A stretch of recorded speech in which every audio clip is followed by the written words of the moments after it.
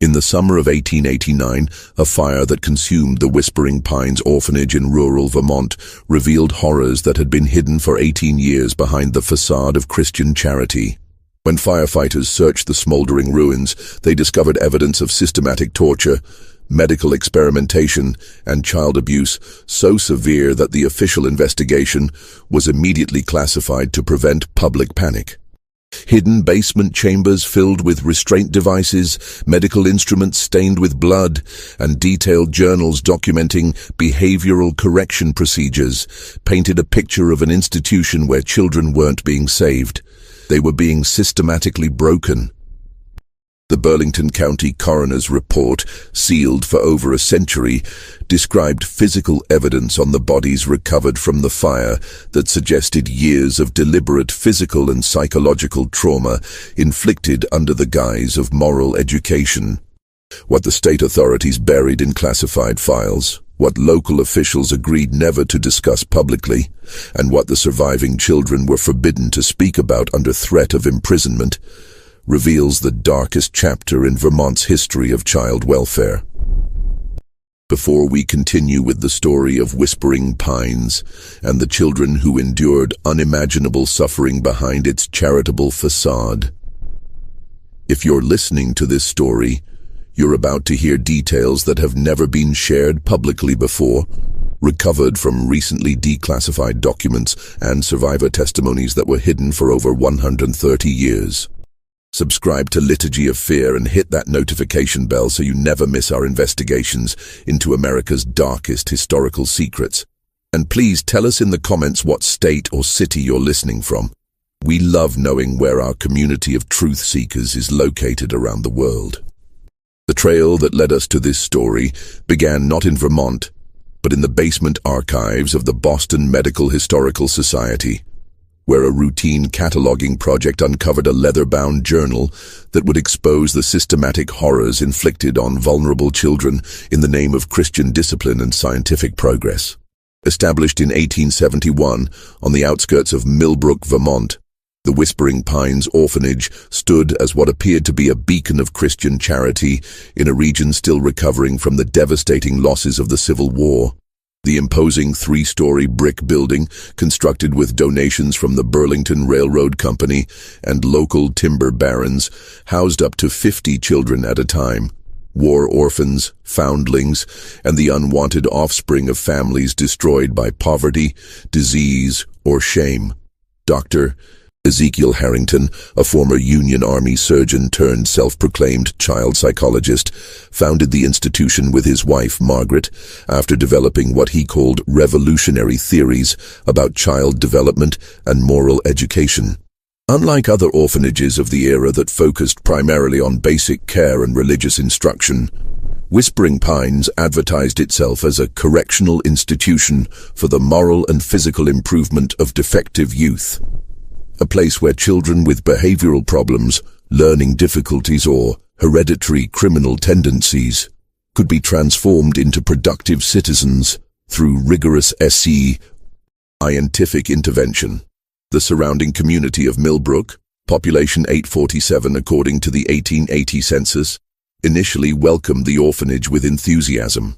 Local newspapers praised Dr. Harrington's innovative approach to child welfare, and prominent families donated generously to support what they believed was cutting-edge work in child psychology.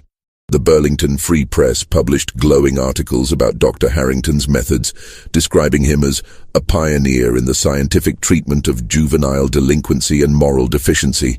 However, beneath this veneer of progressive childcare lay a more sinister reality. Children admitted to Whispering Pines were classified into categories based on Dr. Harrington's assessment of their reformation potential. Those deemed mildly defective were subjected to standard orphanage routines of work, study, and religious instruction. But children classified as severely compromised or potentially criminal were enrolled in what Dr. Harrington called his special treatment program, a regime of physical punishment, psychological manipulation, and medical experimentation that would have been recognized as torture by any reasonable observer. The orphanage's isolation proved crucial to Dr. Harrington's ability to conduct his experiments without oversight.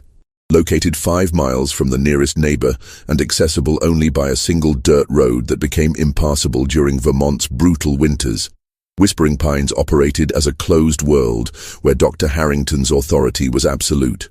State inspection visits, required annually by Vermont law, were carefully orchestrated events where only the mildly defective children were visible to officials, while those undergoing special treatment were confined to basement areas that inspectors never saw. Among the children who endured Dr. Harrington's special treatment during the institution's 18-year existence were Thomas Kellerman, admitted at age 8 for chronic disobedience and theft tendencies after his father's death in a mill accident. Sarah and Rebecca Dunham, twin sisters classified as morally deficient after being found begging on the streets of Montpellier. Young Marcus Trenton, labeled mentally defective, after displaying symptoms that would later be recognized as trauma response from witnessing his family's death from tuberculosis, and dozens of other children whose only crime was having nowhere else to go. The daily routine at Whispering Pines varied dramatically depending on a child's classification. For the fortunate few deemed reformable, life consisted of the harsh but relatively standard orphanage experience: early morning prayers at 5 a.m., basic education focused on reading, writing, and arithmetic, manual labor in the institution's workshops and gardens, and evening religious instruction before bed at 8 p.m. These children slept in dormitories on the second floor, ate meals in the main dining hall, and occasionally received visits from potential adoptive families who toured the facility. But for children in the special treatment program, existence at Whispering Pines was a carefully designed nightmare. These children were housed in basement cells that Dr. Harrington euphemistically called reflection chambers, windowless rooms barely large enough for a straw mattress, equipped with heavy wooden doors that could be locked from the outside and small slots through which food could be passed. The basement areas were deliberately kept cold and damp, with stone walls that wept moisture and floors that remained perpetually wet, creating conditions that Dr. Harrington believed would humble the spirit and prepare the mind for moral instruction. The true nature of Dr.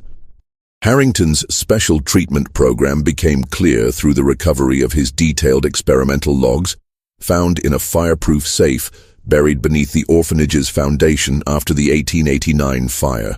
These documents, written in Dr.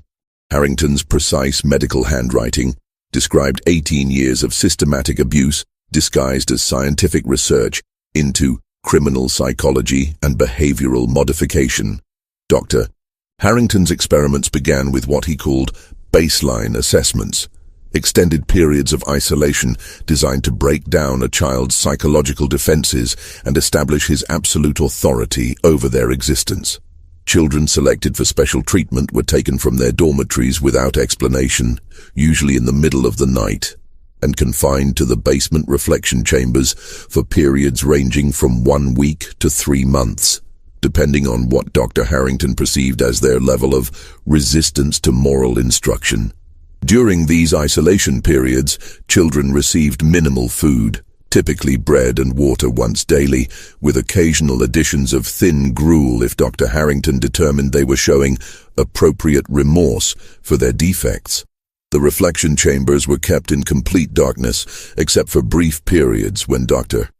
Harrington visited to conduct what he called moral examinations, sessions where children were required to confess their inherent wickedness and beg for the opportunity to be reformed. Thomas Kellerman's case, documented in excruciating detail in Dr. Harrington's logs, illustrates the progression of the special treatment program.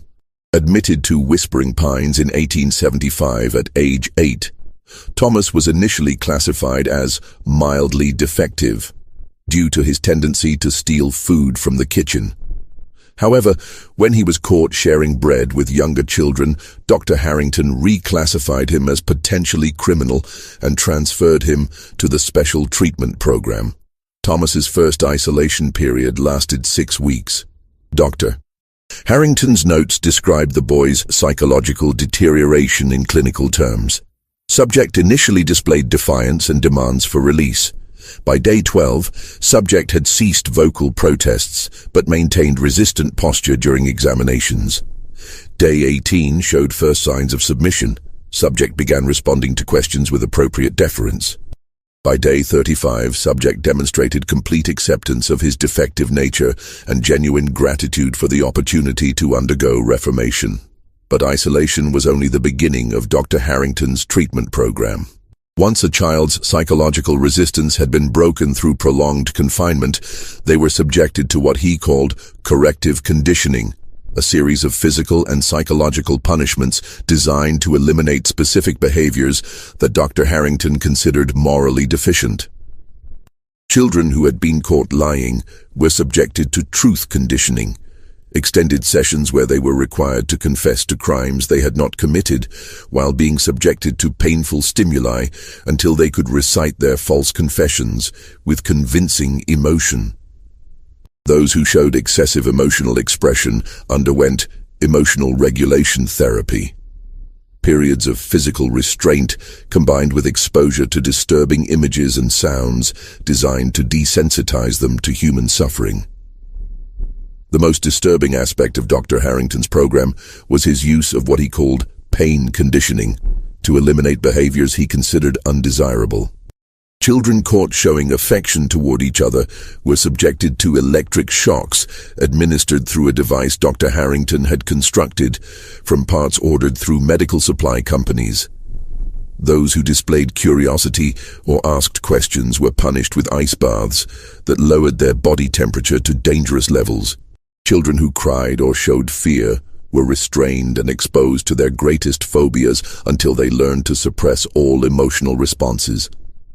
Sarah and Rebecca Dunham, the twin sisters admitted in 1878, became particular subjects of Dr. Harrington's attention because their bond with each other represented what he saw as unhealthy emotional dependency.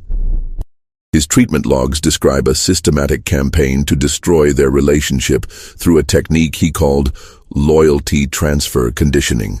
The twins were placed in adjacent reflection chambers where each could hear the other being subjected to punishment, but were told that the suffering would stop only when they demonstrated complete indifference to each other's pain. The conditioning process for the Dunham twins lasted 8 months. Dr. Harrington's notes record his satisfaction as the girls gradually stopped responding to each other's cries, learned to report each other's minor infractions to gain small privileges, and eventually reached a state where they could watch each other being punished without showing any emotional response. Subjects have successfully transferred their loyalty from each other to the institution, Dr. Harrington wrote. They now understand that emotional attachments are obstacles to moral development and have achieved the detachment necessary for proper social functioning. The systematic torture that Dr. Harrington disguised as moral education continued for 18 years, affecting hundreds of children whose only crime was being orphaned, abandoned, or born into poverty. If these revelations about America's hidden history of institutional abuse are opening your eyes to truths that were deliberately concealed, hit that like button and share your thoughts in the comments below. We're uncovering evidence that challenges everything we thought we knew about 19th century child welfare, and your engagement helps us continue this important work. But the full scope of Dr. Harrington's experimental program would only become clear when investigators discovered the medical wing of his operation, a series of basement laboratories where he conducted physical experiments that pushed the boundaries of human endurance and medical ethics. Beyond the psychological torture disguised as moral education, Dr. Harrington had established what he called the Medical Research Division of his special treatment program. This division, housed in a separate section of the basement that he had constructed in 1876, represented his attempt to apply the principles of scientific experimentation to what he believed was the biological basis of criminal behavior and moral deficiency. Dr. Harrington's medical experiments were based on his belief that criminal tendencies and moral failings were caused by physical abnormalities that could be corrected through surgical and pharmaceutical intervention.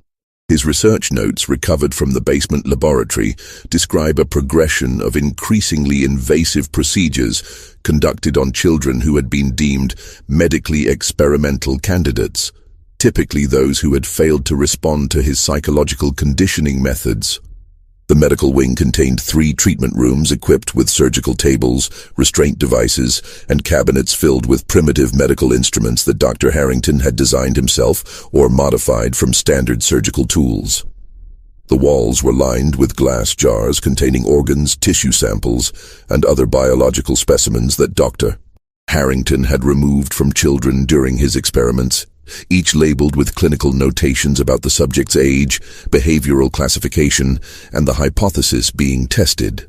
Marcus Trenton, the young boy who had been classified as mentally defective after witnessing his family's death, became one of Dr. Harrington's primary medical research subjects. Dr. Harrington's experimental logs describe a series of procedures conducted on Marcus over a 3-year period, beginning when the boy was 9 years old. These procedures were based on Dr. Harrington's theory that mental deficiency was caused by excessive brain fluid that could be drained through small holes drilled in the skull. The surgical logs describe the primitive brain surgery that Dr. Harrington performed on Marcus without anesthesia, believing that the child's awareness during the procedure was necessary for him to observe the immediate effects of the treatment. Subject displayed typical resistance to cranial access procedure, Dr. Harrington wrote, but achieved proper stillness once restraints were properly applied. Drilling proceeded smoothly, with subject maintaining consciousness throughout. Initial drainage of approximately 4 ounces of fluid produced immediate improvement in subject's compliance and attention span. Marcus survived this initial surgery, but was subjected to additional procedures over the following months as Dr. Harrington refined his technique and tested different approaches to what he called cranial pressure relief. The boy's behavioral changes, documented in daily observation logs, show the progressive brain damage caused by Dr. Harrington's repeated surgeries, loss of speech, difficulty with basic motor functions, and eventual complete loss of personality and cognitive function. But Marcus's case was not unique. Dr. Harrington's medical logs document similar surgical experiments conducted on dozens of children over the years, each procedure designed to test a different theory about the biological basis of behavioral problems. Children diagnosed with excessive emotional expression were subjected to surgical removal of tear ducts and modifications to facial muscles that prevented them from displaying emotion. Those labeled as hyperactive underwent procedures designed to damage the parts of their brains responsible for movement and energy. Perhaps the most disturbing aspect of Dr. Harrington's medical program was his development of what he called pharmaceutical conditioning, the use of experimental drugs to modify children's behavior and personality. His laboratory contained hundreds of bottles filled with chemical compounds that he had either synthesized himself or obtained through correspondence with other researchers conducting similar experiments at institutions across the country. The pharmaceutical logs describe systematic drug testing conducted on children as young as 6 years old. Dr. Harrington would administer various compounds and carefully observe their effects, documenting changes in behavior, physical symptoms, and psychological state. Children were given drugs that induced paralysis to test theories about the relationship between physical movement and moral development. Others received compounds that caused hallucinations, which Dr. Harrington believed might allow him to directly access and modify their thoughts. One of his most extensively documented pharmaceutical experiments involved a group of 12 children who were given daily doses of a compound that Dr. Harrington called moral clarification serum, a mixture of opium derivatives, mercury, and plant extracts that he believed would eliminate their capacity for deception and criminal thinking. The children in this experiment were monitored continuously for 6 months as the compound gradually destroyed their nervous systems, causing progressive paralysis, loss of cognitive function, and eventual death. Dr. Harrington's notes on this experiment show no recognition of the children as human beings deserving of compassion or care. Subjects in the moral clarification study have demonstrated conclusively that criminal tendencies can be eliminated through pharmaceutical intervention, he wrote. While the current compound requires refinement to reduce mortality rates, the fundamental principle has been validated. Future research should focus on developing more precise dosages that achieve behavioral modification without terminal side effects. The most chilling aspect of these pharmaceutical experiments was Dr. Harrington's detailed documentation of the children's suffering. His logs include minute descriptions of seizures, screaming fits, and physical convulsions caused by his experimental drugs, all recorded with clinical detachment as if he were observing laboratory animals rather than children in agony. He noted which compounds caused the most dramatic behavioral changes, which induced the most complete compliance, and which eliminated specific personality traits that he considered undesirable. Throughout this period, Dr. Harrington maintained extensive correspondence with other researchers conducting similar experiments at institutions across New England and the Mid-Atlantic states. Letters found in his laboratory reveal a network of doctors, psychiatrists, and institutional administrators who shared information about techniques for behavioral modification, pharmaceutical experimentation, and surgical intervention in children's brains and nervous systems. One particularly disturbing letter dated March 1883 and signed by someone identified as Dr. Wilhelm K. at an institution in Pennsylvania describes experiments with a procedure called moral lobotomy, designed to eliminate criminal tendencies by severing specific brain connections.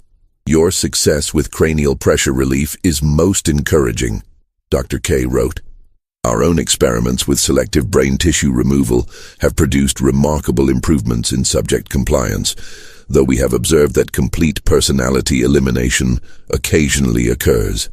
We have found that subjects who undergo total personality removal require minimal supervision and can perform simple labor tasks indefinitely without displaying any criminal or antisocial behaviors. This correspondence revealed that Whispering Pines was not an isolated case of medical abuse, but part of a systematic network of institutions where vulnerable children were being used as experimental subjects in the name of scientific progress and social improvement. The letters described the sharing of techniques, the coordination of experiments, and the development of increasingly sophisticated methods for breaking children's spirits and reshaping their personalities according to adult theories about proper behavior and moral development. The true scope of Dr. Harrington's experimental network became clear through the investigation that followed the 1889 fire at Whispering Pines. When Marcus Wheeler, the journalist from the Burlington Free Press, began examining the recovered documents, he discovered that the orphanage had been operating as a research facility for what amounted to a secret society of physicians and institutional administrators who believed that children's minds and bodies could be modified through scientific intervention. Wheeler's investigation revealed that Dr. Harrington had been receiving funding for his experiments from sources far beyond the charitable donations that supposedly supported the orphanage. Financial records recovered from the fireproof safe showed regular payments from medical schools, pharmaceutical companies, and wealthy individuals who were interested in supporting research into what they called criminal anthropology and hereditary vice elimination. The payments came with specific requirements for research outcomes. A contract dated 1879 with the Boston Medical Research Foundation required Dr. Harrington to produce demonstrable evidence of behavioral modification in juvenile subjects with hereditary criminal tendencies. The contract specified that successful modification would be measured by complete elimination of antisocial behaviors, achievement of perfect compliance with institutional authority, and development of productive labor capacity without requirements for external motivation or supervision. To meet these contractual obligations, Dr. Harrington had developed an increasingly systematic approach to his experimental program. Children admitted to Whispering Pines were evaluated using a complex scoring system that rated their reformation potential based on factors including family history, physical characteristics, and behavioral assessments. Those with the lowest scores were designated as experimental candidates and subjected to the most intensive interventions. Wheeler's investigation uncovered evidence that Dr. Harrington had been falsifying his reports to funding sources, claiming success rates for his experimental treatments that bore no relationship to the actual outcomes. While his research logs documented the deaths, permanent disabilities, and psychological destruction caused by his experiments, his official reports described these same procedures as successful behavioral modifications that had transformed dangerous juvenile criminals into productive and compliant citizens. The most disturbing aspect of this deception was Dr. Harrington's practice of displaying successfully treated children to visitors and inspectors as evidence of his method's effectiveness. These children, who had survived his experimental procedures but had been left with severe brain damage, physical disabilities, or complete personality destruction, were presented as examples of successful rehabilitation. Their compliance and lack of disruptive behavior were cited as proof that criminal tendencies had been eliminated through scientific intervention. Thomas Kellerman, who had survived Dr. Harrington's psychological conditioning but had been left unable to speak or care for himself independently, was frequently displayed to visitors as a reformed theft case. Sarah Dunham, who had survived the loyalty transfer conditioning but had lost all capacity for emotional expression or human connection, was presented as an example of successful treatment for unhealthy emotional dependency. These children's obvious disabilities were explained as temporary side effects of the reformation process that would resolve as their moral development progressed. But Wheeler's investigation also uncovered evidence of children who had genuinely disappeared from Whispering Pines, not through escape or adoption, but through experimental procedures that had resulted in death. Dr. Harrington's practice was to report these deaths to state authorities as resulting from natural causes, typically listing illnesses such as pneumonia, tuberculosis, or heart failure that could not be easily challenged by officials who never examined the bodies. The actual cause of death in these cases was typically the direct result of Dr. Harrington's experimental procedures. Children died from brain damage caused by his cranial surgeries, from organ failure caused by his pharmaceutical experiments, or from infections resulting from his surgical modifications. In some cases, children died simply from the combination of malnutrition, exposure, and psychological trauma that was inherent in his treatment methods. Dr. Harrington's logs reveal that he viewed these deaths not as failures of his methods, but as necessary casualties in the pursuit of scientific knowledge. Subject number 47 expired during the third cranial pressure relief procedure, he wrote in one typical entry. But the preliminary results obtained during the first two procedures provide valuable data for refining the technique. Future subjects should undergo more extensive preparation to improve survival rates while maintaining the beneficial effects on behavioral compliance. Perhaps the most chilling discovery in Wheeler's investigation was evidence that Dr. Harrington had been selling some of the children from his experimental program to other researchers at institutions across the country. Financial records showed payments received for subject transfers to facilities in Massachusetts, Pennsylvania, and New York, where the children would undergo additional experimental procedures as part of coordinated research programs. These transfers were arranged through a network that Dr. Harrington called the Scientific Advancement Society, a group of physicians and researchers who shared subjects, techniques, and funding in pursuit of what they believed was groundbreaking research into human behavior modification. The society operated through coded correspondence and had established protocols for transferring subjects between institutions without alerting state authorities or leaving official records that could be traced. Children selected for transfer were told they were being moved to new facilities where they would receive better treatment or have opportunities for adoption. In reality, they were being transported to other experimental sites where they would undergo procedures that were considered too dangerous or controversial even for Dr. Harrington's standards. The transfer documents described children being sent for advanced cranial modification, intensive pharmaceutical conditioning, and comprehensive behavioral restructuring, procedures that had mortality rates approaching 100%.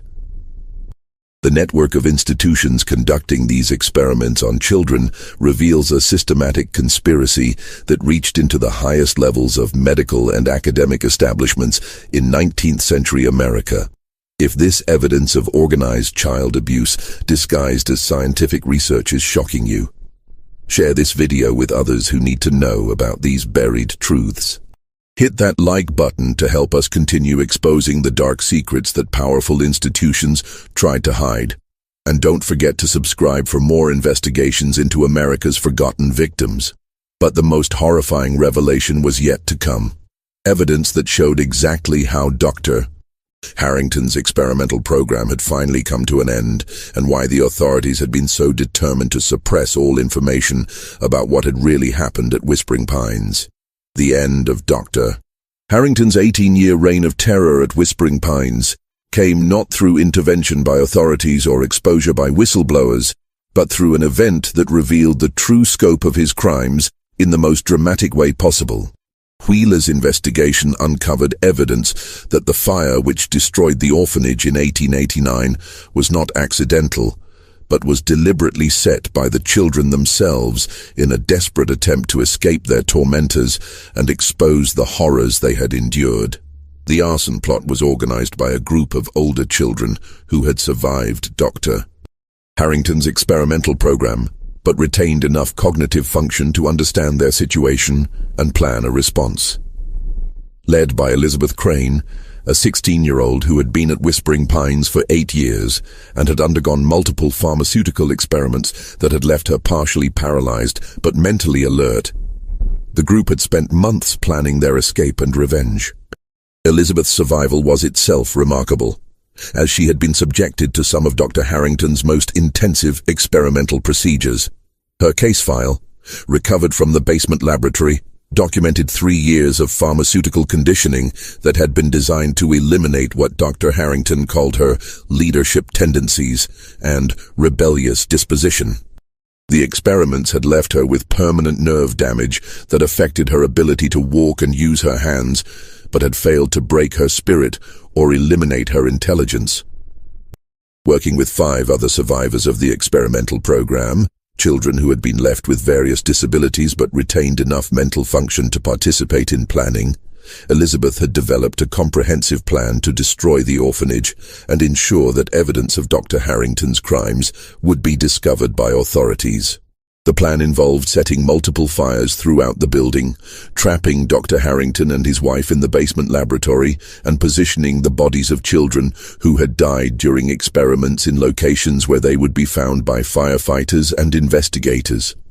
The children had spent months secretly gathering materials for their arson plot, stealing lamp oil, matches and combustible materials from various parts of the orphanage and hiding them in unused areas of the basement. They had also spent time studying the building's layout to identify the most effective locations for setting fires that would spread quickly throughout the structure while giving themselves enough time to escape. But the most crucial aspect of their plan involved exposing the evidence of Dr. Harrington's experimental program. Elizabeth and her conspirators had gained access to the basement laboratory by stealing keys from Dr. Harrington's office, and had spent weeks systematically organizing the experimental logs, medical equipment, and preserved specimens to ensure they would survive the fire and be discovered by investigators. They had moved the most damning documents to the fireproof safe and had arranged the laboratory equipment in ways that would clearly demonstrate its purpose to anyone who examined the ruins. The children had also prepared detailed written testimonies describing their experiences under Dr. Harrington's experimental program. These testimonies, written in multiple copies and hidden in various locations throughout the orphanage, provided first-hand accounts of the psychological conditioning, medical experiments, and pharmaceutical testing that had been conducted on dozens of children over the years. The testimonies included specific details about procedures, dates, and outcomes that could be corroborated with Dr. Harrington's own experimental logs. On the night of June 23, 1889, Elizabeth and her conspirators put their plan into action. Using lamp oil and combustible materials they had accumulated over months of preparation, they set fires in the orphanage's kitchen, dining hall, and administrative offices, areas that would burn quickly and create enough smoke and chaos to prevent Dr. Harrington and his staff from organizing an effective response. The children's plan worked with devastating efficiency. Dr. Harrington and his wife, along with the 2 staff members who had assisted in the experimental program, were trapped in the basement when the fires spread more quickly than expected. By the time volunteer firefighters arrived from Millbrook, the upper floors of the orphanage were completely engulfed in flames, and smoke had filled the basement areas where Dr. Harrington's laboratory was located. Elizabeth and 4 of her conspirators successfully escaped the building and fled into the surrounding woods, where they had prepared supplies and hiding places in advance of their arson plot. One child, Marcus Trenton, the boy who had been subjected to Dr. Harrington's cranial surgeries, was too severely disabled to participate in the escape and died in the fire, along with several other children who had been confined to the basement reflection chambers.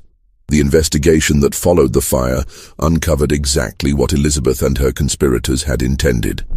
Overwhelming evidence of the systematic abuse and experimental torture that had been conducted at Whispering Pines for 18 years.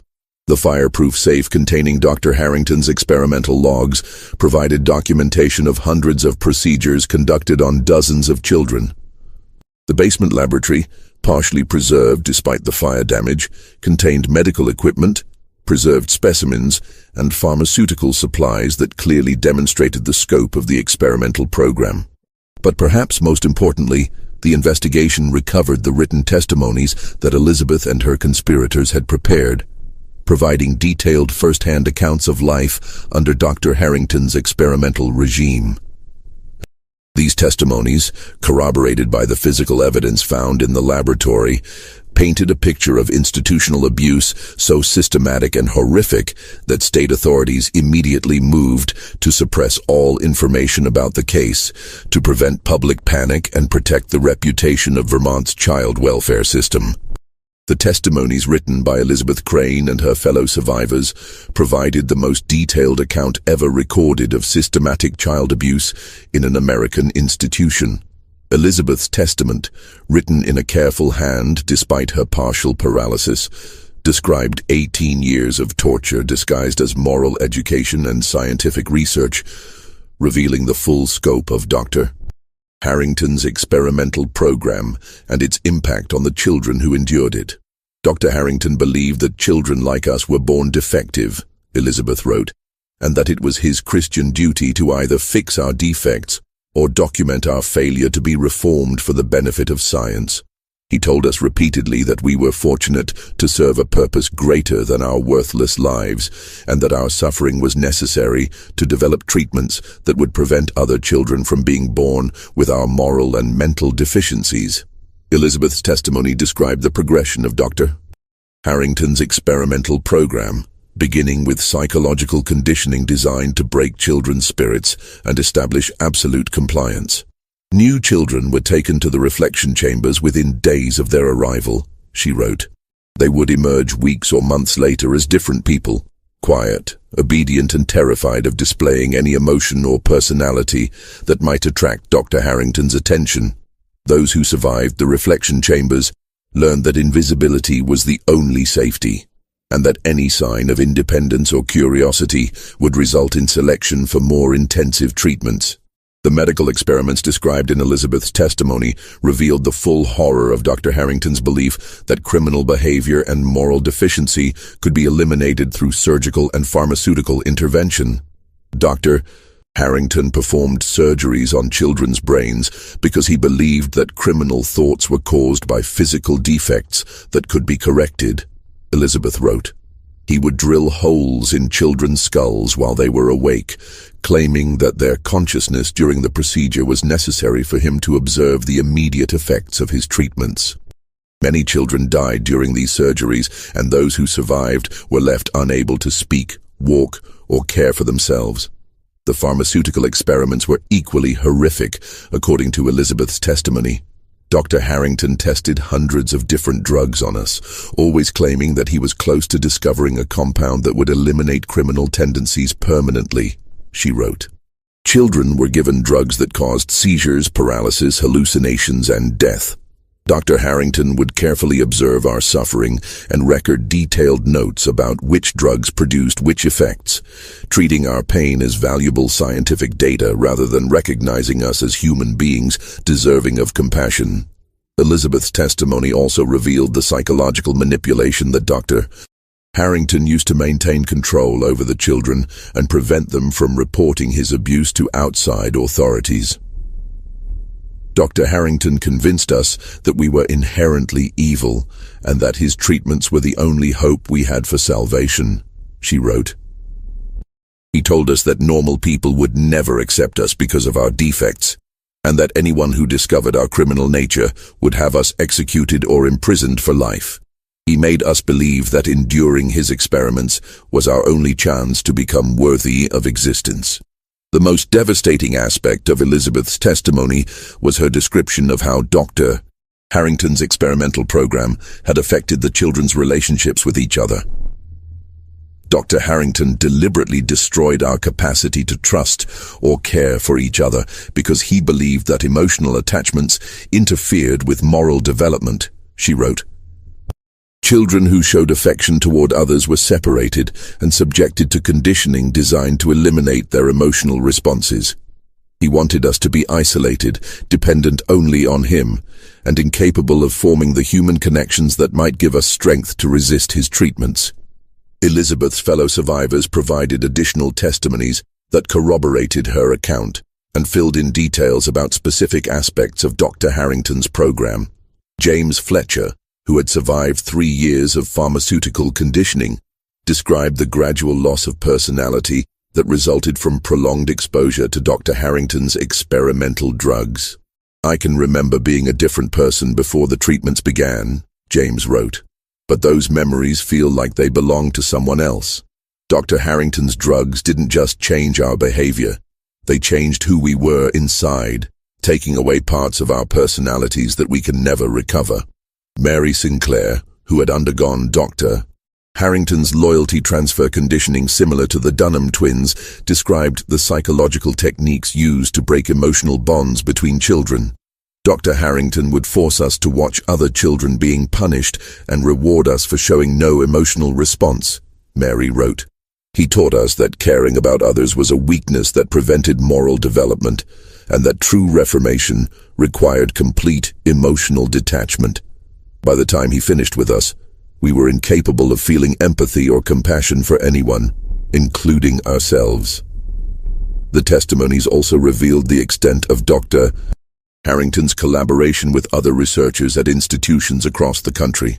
Elizabeth described children being taken away for transfer to advanced research facilities and never returning. Dr. Harrington would select children who had survived his preliminary treatments and send them to other doctors who conducted experiments that were too dangerous even for Whispering Pines, she wrote.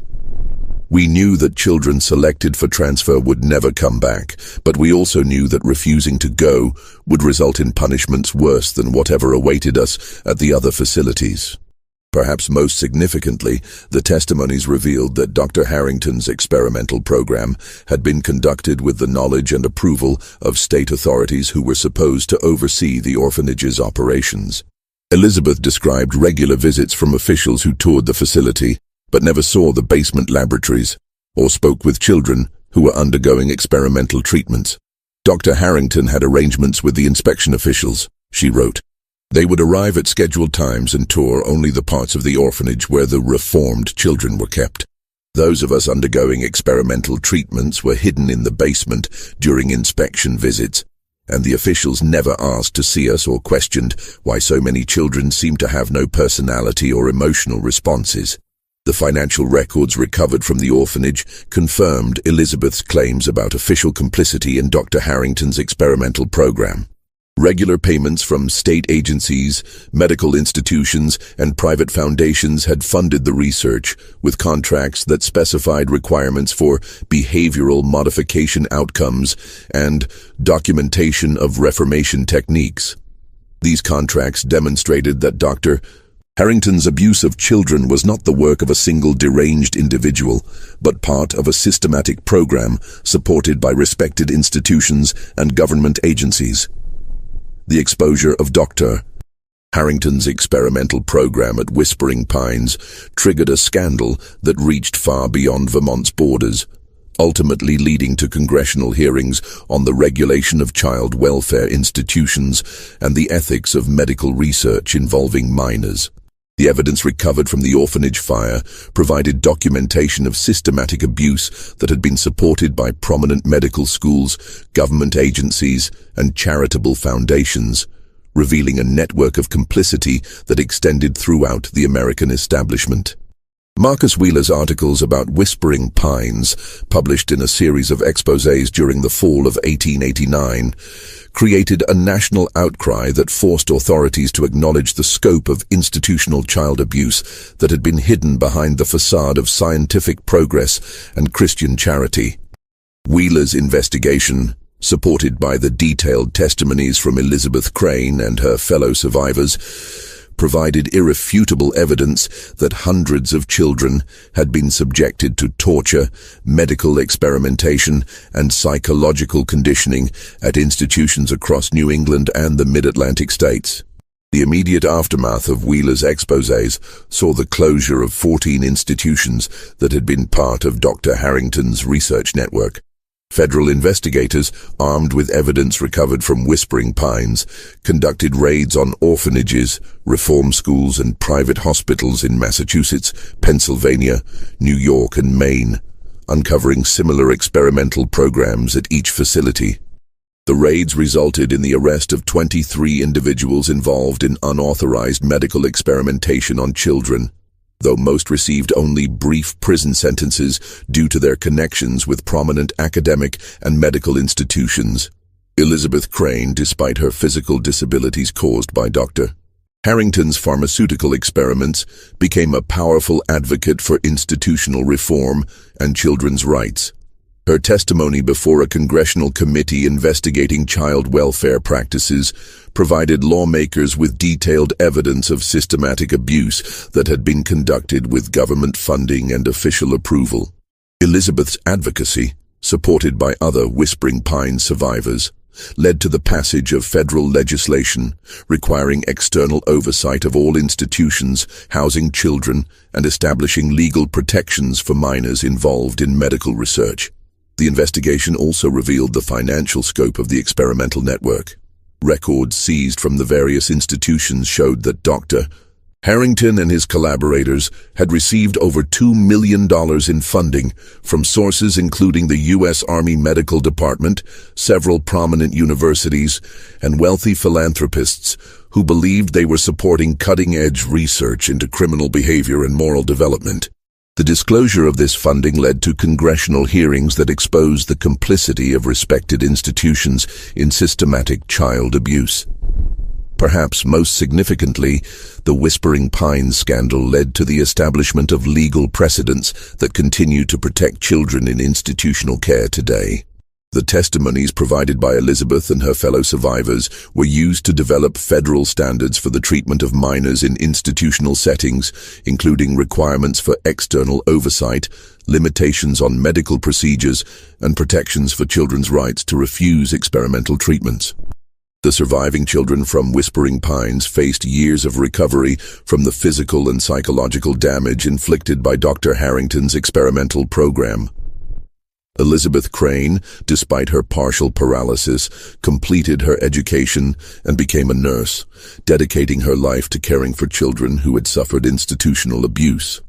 James Fletcher, who had survived the pharmaceutical conditioning, became an advocate for victims of medical experimentation and worked to establish legal protections for research subjects.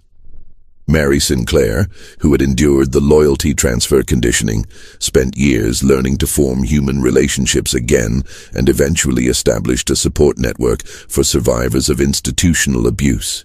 The physical site of Whispering Pines was never rebuilt. The ruins of the orphanage remained visible for decades, serving as a grim reminder of the horrors that had been conducted there. Local residents reported that the basement areas, partially preserved despite the fire damage, continued to contain evidence of Dr. Harrington's experimental program well into the 20th century.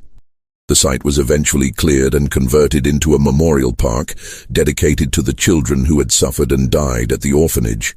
The memorial, established in 1925 through funds raised by Elizabeth Crane and other survivors, bears the names of over 200 children who died at Whispering Pines during Dr. Harrington's 18-year reign of terror.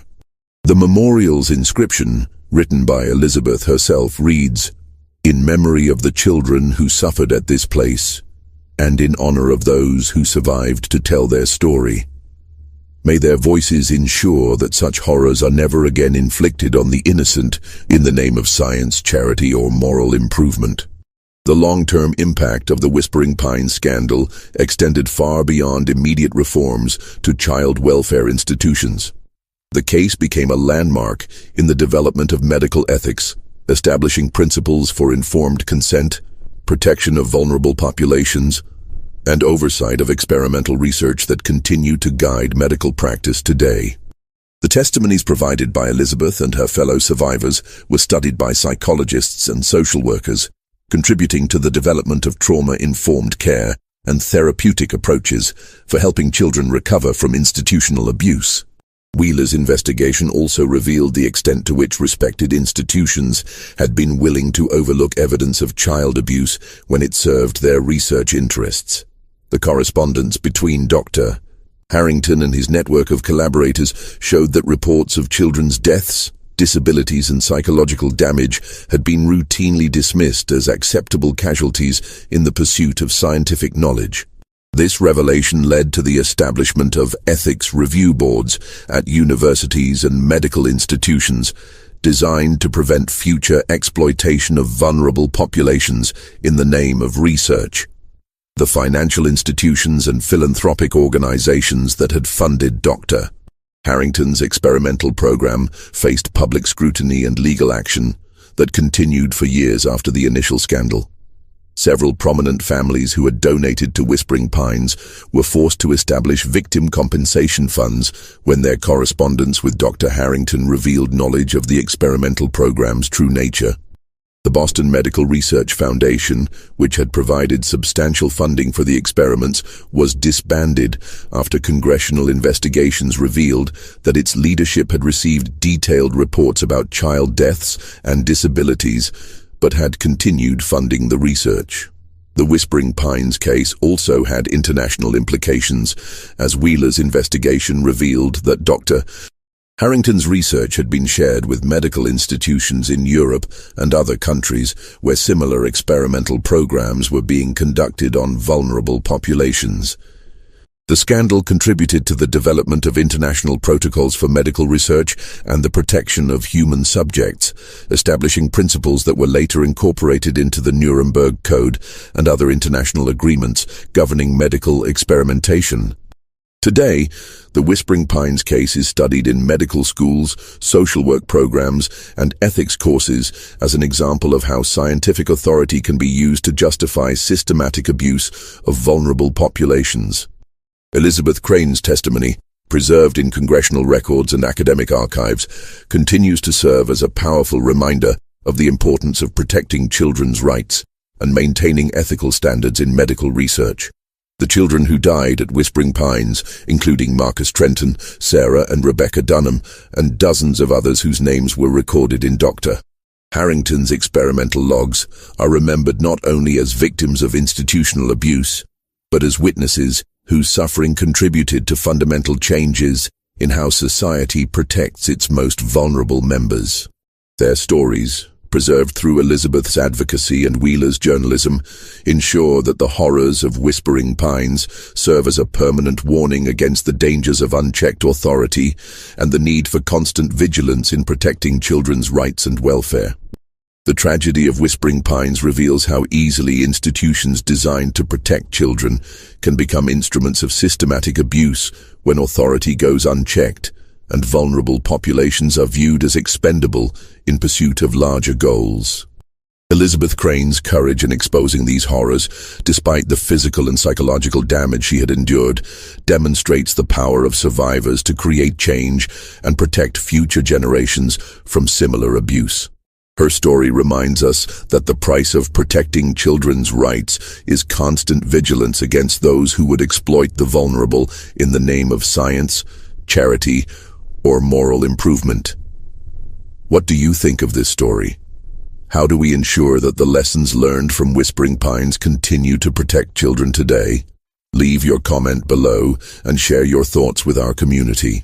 If you found this investigation into America's hidden history of institutional abuse important and disturbing, subscribe, hit the notification bell, and share with others who need to understand these buried truths. See you in the next video, where we'll continue uncovering the dark secrets that powerful institutions tried to hide from history.